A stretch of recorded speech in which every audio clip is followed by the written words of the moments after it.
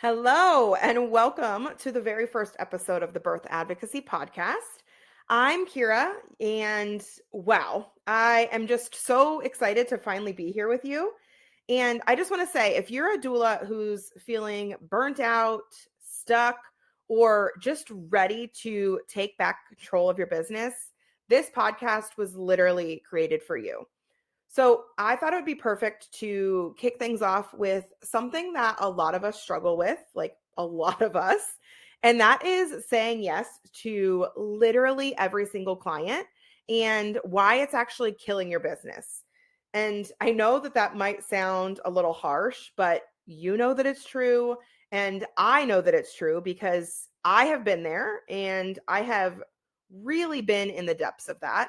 And I'm not just here to dump a bunch of problems in your lap because by the end of this episode, you're really going to understand number one, why this happens, number two, how to make it stop, and then number three, how to really start attracting the kind of clients who actually light you up. So I want you to grab a coffee, a tea, what up?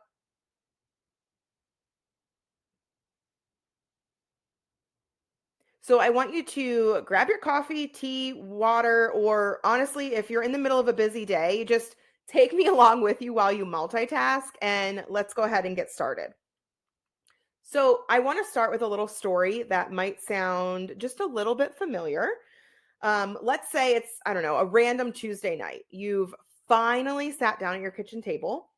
Let's say the house is quiet, you've got your laptop open, a snack, and you're like, okay, let's finally catch up on everything. And ding, you get a new inquiry on your phone. And at first, I know you know the feeling. At first, you're like, hell yes, a new client. Like, let's look at this inquiry. But then you start reading it, and let's just say it's a lot. They're asking a ton of questions. They mention how tight their budget is because, of course, they do. And they're also shopping around and talking to a bunch of other doulas, right? Like, as they should. But in your gut, you just know. You know that based on what they are dumping on you, that this is not meant to be your client. Like, every instinct is just screaming to you, this client is not for me. But instead of trusting that feeling, you hear yourself thinking, well, of course, I can't turn this client down, or, maybe it wouldn't be so bad, or I can just talk to them about, what my expectations are. But you're so held up on the money piece that you say yes. Now, I want you to fast forward a few weeks and now you're in it, right? You are bending over backwards. You're answering texts at all hours of the day and night. You're over delivering. And honestly, you're just kind of dreading every interaction with this client. You are really feeling hesitant to respond to their messages, and you're really feeling resentful that you said yes in the first place. So I want you to think if that sounds familiar, because I know that I've been there. I have been there way more times than I would like to admit. But here's the thing is you don't have to keep doing this to yourself. You really don't. So I want you to break it down and let's figure out how to stop this cycle, okay? So here's the thing. When you're saying yes to literally every single client, you're not just overloading your calendar. You're draining your energy, you're burning yourself out, and honestly, you're setting yourself up to resent the work that you actually love doing. And the resentment doesn't stay hidden.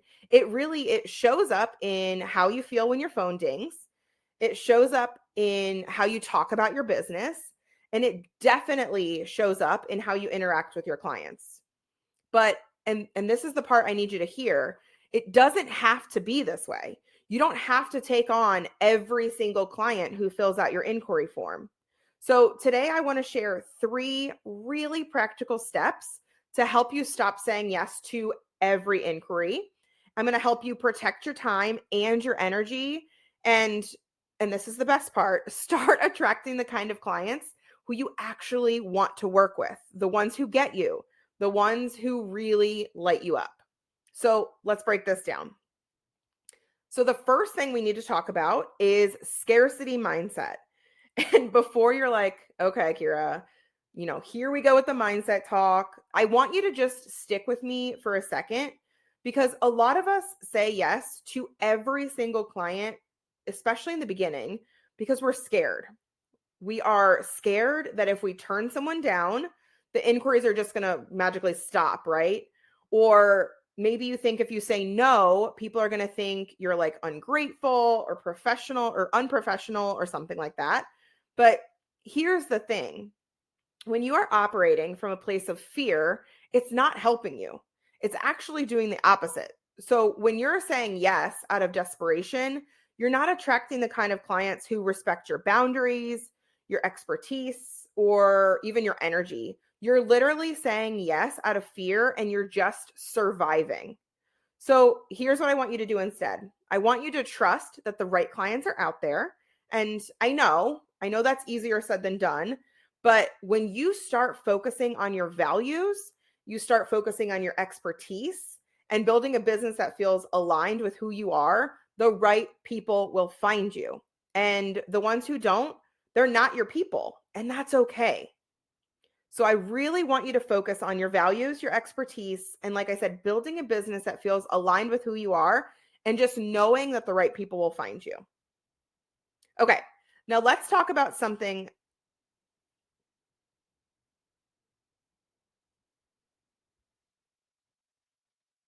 All right, let's talk about something now that we all do, even though we know better. We ignore our gut instincts.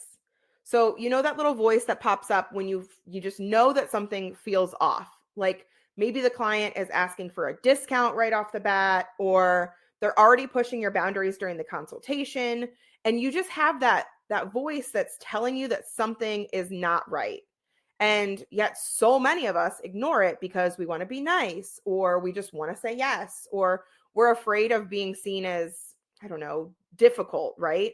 But here's the thing is when you ignore those red flags, you are setting yourself up for weeks and even months in this work, months of frustration and resentment. So the next time that your gut is telling you, hey, maybe this isn't a right fit, or wow, this client just seems like a lot, I want you to pause. I want you to take a breath and I want you to listen and ask yourself, truly ask yourself, will this client respect my time? Will this client respect my boundaries, what I do, my work? And if the answer is no, it is okay to let them go. This is your permission slip to say no to clients who don't feel like a right fit.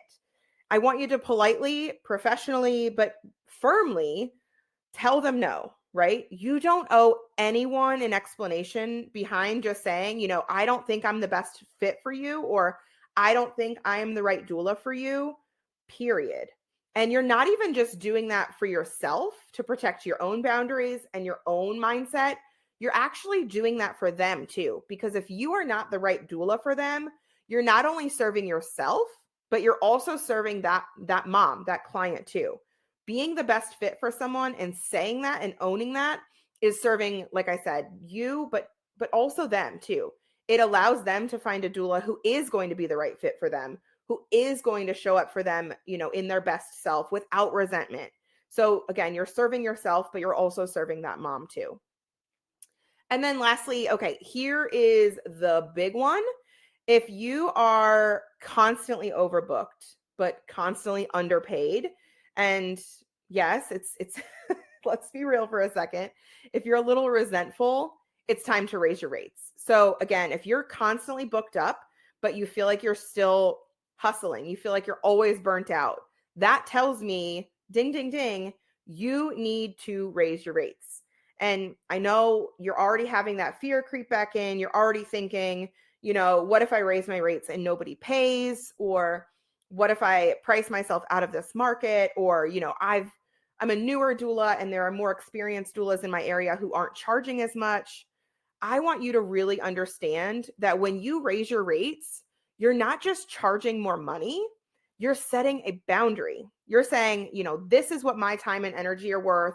This is what I put into my work. And that is not greedy. That is necessary, especially in birth work, because the clients who value you will pay more for you. And the ones that don't, again, they're not your people. They'll move on and they will find doulas who they're meant to work with. And honestly, that's what you want. So if you've been struggling to figure out, how to price your services, I want you to just stop for a second and just truly, again,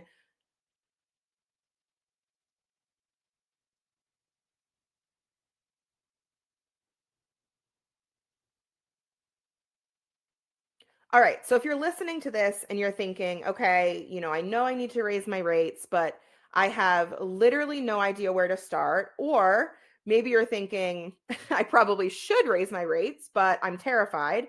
I have created a free resource for you called the Doula's Cheat Sheet to Setting Rates That Don't Suck. It is packed with practical, no BS tips. I really lay it out there for you to help you figure out exactly what to price your services in a way that reflects your value and helps you avoid burnout. You can head over to newwavebirth.com/rates to grab it. I'll also throw it in the show notes, but it's free, it's easy to follow, and it will literally completely change the way that you think about pricing. So I literally lay it all out there for you. We're going to break down your expenses, figure out what you need to, pay your bills every month. And then on, the next section is we really talk about how to price your services in a way that makes sense to support your life and not the other way around. So many of us doulas are figuring out how to fit life into our doula business, and I am turning that around for you. So again, we talked about three things. So we're going to let go of that scarcity mindset because we know it's keeping you stuck. And again, I know it sounds a little woo-woo to think about mindset when it comes to building your doula business, but it truly starts from really unraveling that scarcity mindset, really unraveling that fear of setting your prices too high and scaring away clients. Because again, when you are setting your rates at a place where it's going to attract people that you want to work with, it's going to really set you up for success in the long run. We also talked about listening to your gut. And when it is telling you that a client is a right fit for you, and when it is telling you that a client is truly going to set you up for resentment, and how to distinguish both. And then we talked about raising your rates so you can really set yourself up and create a space for clients who really truly value what you do and how you show up. So now it is, the ball is in your court. It's your turn. So I want you to think, what is one thing you're going to do this week to stop saying yes to literally every client that fills out your inquiry form? I want you to DM me over on Instagram at the birth.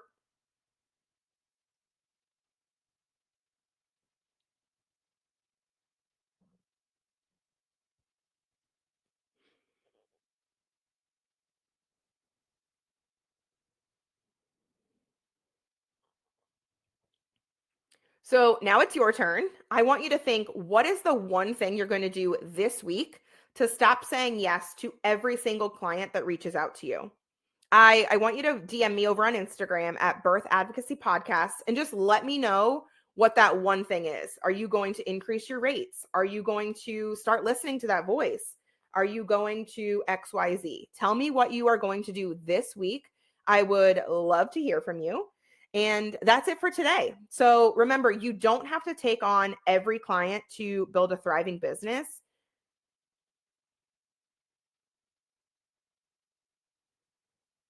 So I want you to remember that you don't have to take on literally every single client that reaches out to you to build a thriving business. You just have to be intentional